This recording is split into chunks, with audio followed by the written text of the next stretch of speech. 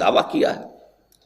جو کچھ مغرب میں دانشور جو گفتگویں کرتے ہیں، جو وہاں کے اینالسٹ جو ہیں، جو سیاسی پنڈت ہیں، وہ جو پیشین گوئیاں کرتے ہیں، در حقیقت ان کا ایک مجموعی سمجھیے کہ تاثر انہوں نے اپنی کتاب میں دے دیا ہے. اور وہ یہ ہے کہ سن 2006 میں پاکستان 7 نہیں بلکہ 8 ٹکڑوں میں تقسیم ہو چکے گا. ان میں سے 3 تو ہوں گی انڈیپینڈنٹ سٹیٹس، بلکہ 4 انڈیپینڈنٹ سٹیٹس ہوں گی. خالص پاکستان سے تو 3 نکلیں گی. ایک ہوگی جو بھارت اور پاکستان سے حصے جوڑ کر بنائی جائے گی. جو خالص پاکستانی 3 ریاستیں ہوں گی وہ دی ریپبلک آف بلوچستان، پورا بلوچستان اس وقت کا اس میں شامل ہوگا. اور اس کا کہنا یہ ہے کہ یہ اس علاقے کی سب سے بڑی طاقت ہوگی، سب سے زیادہ ترقی یافتہ ہوگی، سب سے زیادہ خوشحال ہوگی، سب سے زیادہ انڈسٹریلائزڈ ہوگی. دوسرا کراچی اور حیدرآباد کو ملا کر ایک لیاقت پور یا لیاقت آباد اردو سپیکنگ لوگوں کا ایک جو ہے وہ صوبہ نہیں بلکہ اب ریاست بن جائے گا. اور تیسرے سندھو دیش، یعنی جو بھی سمندر پر بیٹھے ہوئے علاقے جن کا آؤٹ لیٹ سمندر پہ ہے وہ تو independent nations, independent countries, independent states بن جائے گا. اوپر جو ہے شمالی علاقہ جات جو ہمارے ہیں، گلگت ہنزا وغیرہ اور آزاد کشمیر، اور انڈیا کا مقبوضہ کشمیر جس کو ہم کہتے ہیں، جسے وہ آزاد کشمیر کہتے ہیں، ان کو جوڑ کر ایک کشمیری ریاست وجود میں آ جائے گی. یہ بڑا پرانا خاکہ ہے، امریکہ کا بڑا پرانا خاکہ ہے. اور یہ کہ اس سے پہلے تو روبن رافیل جو ہوتی تھی اسسٹنٹ سیکرٹری آف اسٹیٹ امریکہ کی، اس نے کھل کر اس کو بیان کیا تھا کہ ہم ان دونوں کشمیروں کو ملا کر اور اس کے ساتھ شمالی علاقہ جات پاکستان سے، چونکہ وہ کشمیر کی وہ بھی حکومت جو تھی ڈوگرا حکومت اس کے ماتحت تھے، اور مزید یہ کہ اس میں جو علاقے پاکستان نے دے دیے تھے لداخ کے، چائنا کو وہ بھی واپس لے کر اور بھارتی کشمیر کو ملا کر ایک آزاد ملک بنائیں گے. اس کے بعد بہت عرصے تک یہ آواز نہیں آئی تھی. کل پھر آئی ہے. امریکہ کے ایک سینیٹر نے یہی بات پھر کہی کہ کشمیر کے مسئلے کا واحد حل یہ ہے کہ اس کشمیر سے بھی، انڈین کشمیر سے اور پاکستانی کشمیر اور شمالی علاقوں سے، دونوں طرف سے فوجیں ودرا کر جائیں، انڈین بھی پاکستانی، اور یہ یونائٹڈ نیشنز اسمبلی کو دے دیا جائے علاقہ.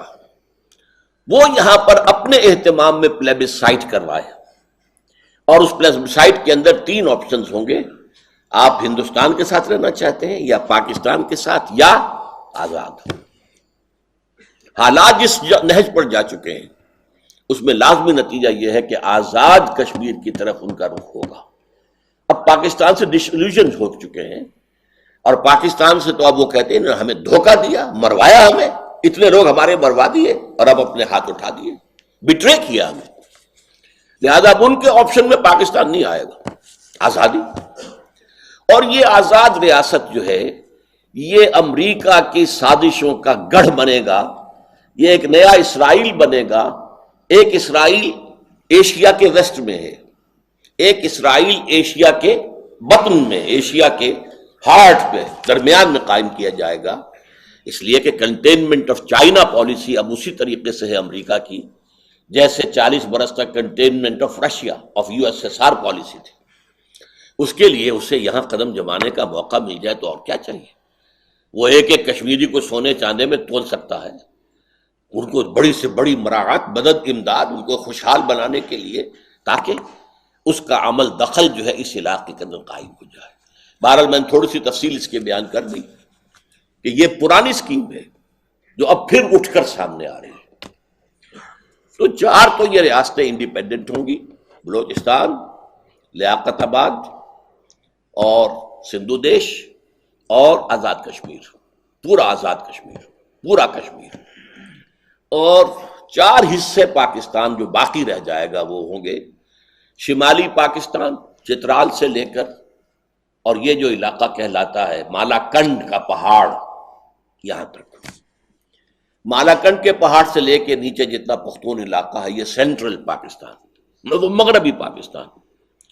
اور پھر یہ ہے کہ سندھ میں سے سندھ دیش بناتے ہوئے چھوٹی سی پٹی نکالی جائے گی کہ جو اس پاکستان کو جو بقیہ ہے بچا کھچا پاکستان، اسے بھی اپروچ سمندر تک مل جائے، وہ وہاں پر اپنی کوئی، اس لیے کہ موجودہ جو ہے کراچی وہ تو چلا جائے گا لیاقت آباد کے پاس، لیاقت پور کے پاس، پورٹ قاسم جو بنا دی گئی ہے وہ سندھ دیش کے لیے ہے، تیار ہو رہی ہے۔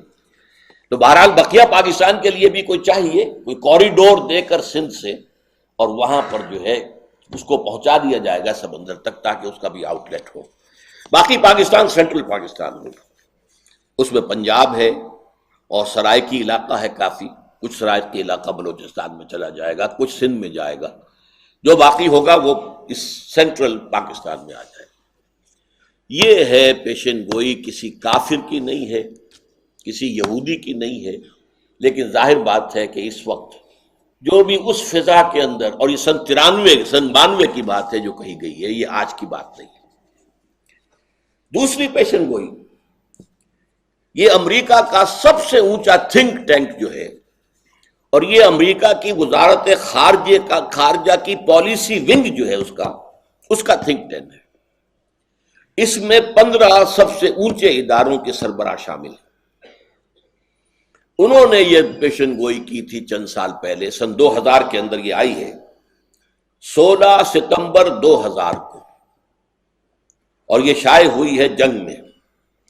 اس میں کہا گیا ہے کہ 2020 میں پاکستان کے نام سے کوئی ملک نہیں رہے، گویا کہ وہ حشر کہ جو ہوا تھا سلطنت عثمانیہ کا اور USSR کا، وہ پاکستان کا بھی ہو جائے گا۔ جنگ نے اس خبر کو شائع کیا، سب سے پہلے یہ شائع ہوئی تھی رپورٹ بھارت کے ایک جریدے آؤٹ لک میں، جنگ نے شائع کیا اپنی 16 ستمبر سن 2000 کی یہ اشاعت میں، ساتھ یہ لکھ دیا کہ اسے کسی مجذوب کی بڑ نہ سمجھا جائے، اس پر جو ہے سنجیدگی سے غور ہونا چاہیے کہ سن تو صحیح جہاں میں ہے تیرا فسانہ کیا۔ تیسری بات، رابرٹ کیلان، ان کا ایک مضمون شائع ہوا نوائے وقت میں، یہ بھی ستمبر کا مہینہ ہی ہے، 20 ستمبر 2000 کو، دی اینڈ آف دی ارتھ۔ اس میں وہ کہتے ہیں کہ پاکستان از اے فیلڈ اسٹیٹ، ہر اعتبار سے یہ ناکام ریاست ثابت ہو چکی ہے، جلد ہی اس میں خانہ جنگی شروع ہوگی اور کیوس اور انارکی پیدا ہو جائے گی۔ اور اس مضمون میں ایک خاص بات جو اس نے کہی ہے وہ یہ ہے کہ پاکستان اور افغانستان یہ گویا کہ ایک یونٹ کی شکل ہوں گے۔ یہ ہے، میں نے چند حوالے آپ کو دیے ہیں کہ سن تو صحیح جہاں میں ہے تیرا فسانہ کیا، کہتی ہے خلق غائبانہ، کہتی ہے خلق خدا تجھے غائبانہ کیا۔ اب آئیے اس کے اصل اسباب کیا ہے، کیوں ایسا ہوگا، جبکہ میں بھی کہہ رہا ہوں کہ پاکستان کے خاتمے کی الٹی گنتی شروع ہو چکی ہے، یہ میرا موقف ہے۔ تو اس کے اسباب کیا ہیں؟ میں ان کو 2 حصوں میں تقسیم کرتا ہوں، ایک تو ہے اصلی اور بنیادی، اور نمبر 2 داخلی اور خود کردہ۔ یہ ایک ہی کی تقسیم میں نے کی ہے، جو اصلی ہے، بنیادی ہے، داخلی ہے، خود کردہ ہے۔ یہ خود کردہ کے بارے میں آپ کو وہ مصرع ذہن میں آ گیا ہوگا کہ خود کردہ را علاج نیست، کسی اور نے آپ کے ساتھ کوئی برائی کی ہو تو شاید کوئی اس کا مداوع ہو سکتا، آپ نے خود کی ہو تو اس کا کوئی مداوع نہیں۔ وہ کیا ہے؟ پاکستان کے قیام کا جو اصل مقصد، اس کو ہم نے ترک کیا۔ اب یہ ایک بے مقصد ملک ہے، یہ ایسا تیر ہے جس کا کوئی ہدف ہی نہیں، وہ تیر نیم کش جس کا نہ ہو کوئی ہدف۔ جو مؤسسین پاکستان تھے اقبال اور جناح، انہوں نے کہا تھا کہ ہم عہد حاضر میں پاکستان اس لیے چاہتے ہیں کہ عہد حاضر میں اسلام کے اصول حریت و اخوت و مسامات کا ایک عملی نمونہ دنیا کے سامنے پیش کریں، عملی نمونہ۔